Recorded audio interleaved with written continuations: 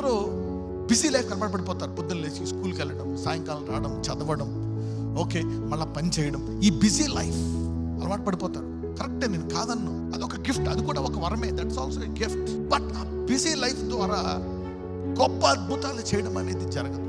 గుర్తుపెట్టుకోండి, వరాలు మరి ప్రత్యేకంగా అద్భుత వరాలు, గిఫ్ట్స్ ఆఫ్ స్పిరిట్, వరాల విషయమై నీ జీవితంలో మహిమ నుంచి అధిక మహిమకి వెళ్ళాలనుకోండి, దేవుడు నిన్ను ఎడారికి తీసుకెళ్తాడు. He will take you into an isolated wilderness place. పౌల్ని దేవుడు తీసుకెళ్ళిపోయాడు 3 సంవత్సరాలు ఎక్కడో ఒక చోట పెట్టి, అక్కడ అతన్ని ధ్యానించి తీసుకొచ్చాడు అనమాట.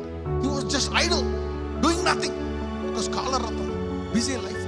సో అందుకనే బ్యాలెన్స్ చేసుకోండి. ఒకసారి ఈ వరల్డ్లో ఉండడము, ఒక్కొక్కసారి ఆయన సేవలో సంపూర్ణముగా వెళ్ళాలి అని నీకేమన్నా గమ్యం ఉంటే నువ్వు ప్రార్థించు.